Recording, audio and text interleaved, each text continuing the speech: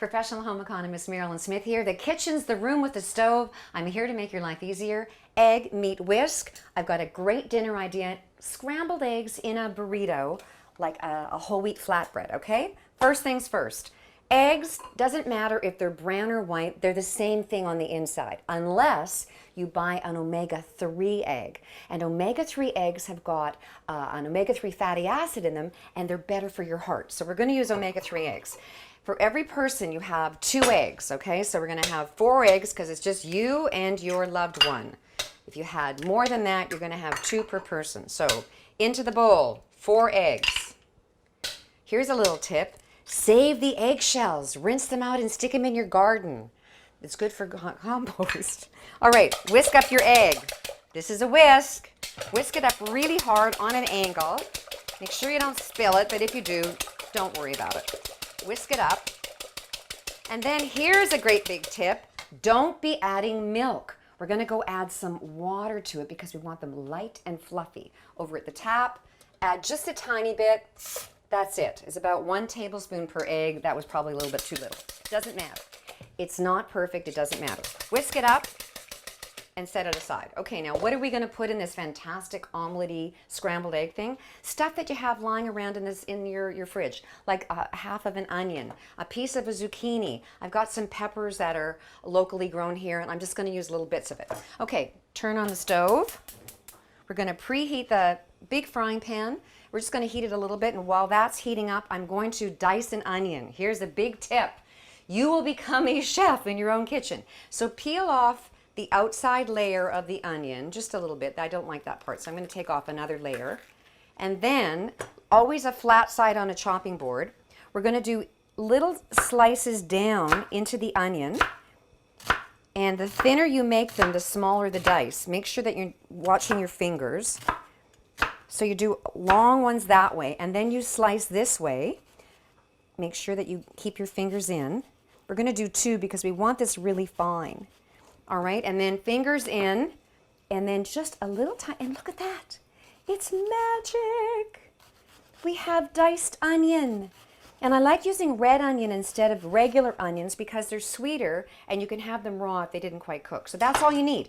Then you put this all back together and store it in your refrigerator for the next time you want some onions. All right, so the pan is almost hot. We're going to add a little bit of oil, not much, just a little bit.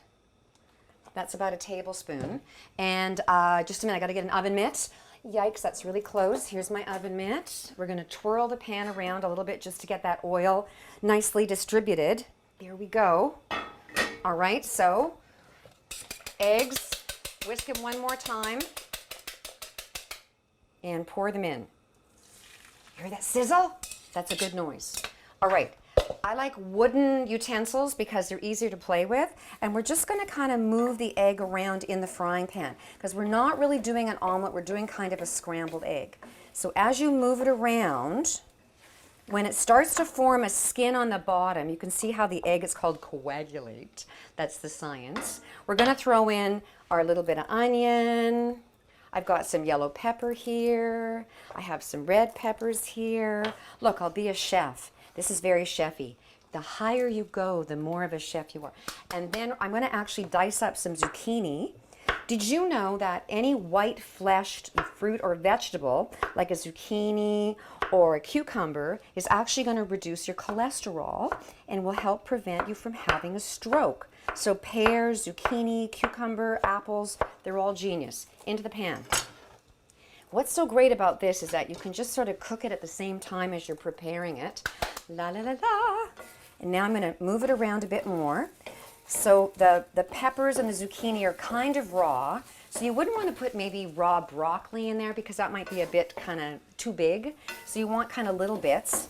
And while that's cooking up, you've got your whole wheat tortilla, 100% whole grain. Stick it on a plate. I've got some cheese. Use really strong cheese, but not very much. This is an old cheddar. And then in my handy dandy drawer, I have one of these wonderful graters. I'm going to grate some cheese right onto this, like that. Not very much. The stronger the cheese, the less you have to use. You could have used feta, whatever you got kicking around. And this is almost done. Look at that. How long did that take? Not long. I don't know why I'm yelling. Anyway, it's almost ready. You don't want slimy eggs. That's gross. And 1, 2, 3. It's on. It's ready. Divide it in half. Half for you, half for your other person, your loved one. Stick it right down the middle. And then to add a little bit more of a zing, I've got these wonderful little cocktail tomatoes, or any kind of tomatoes that you have. Just cut it and slice it up. And the vitamin C in the tomato is going to help you absorb the iron in this egg. Like that. And now the big trick is how to roll it up. First you put one little corner in, and then you put another little corner in, kind of like diapering something, but actually that's gross, not really. Anyway, and there you go. Dinner's ready. What was that? 5 minutes? If you can't pull this off, you need to watch this video again. Enjoy.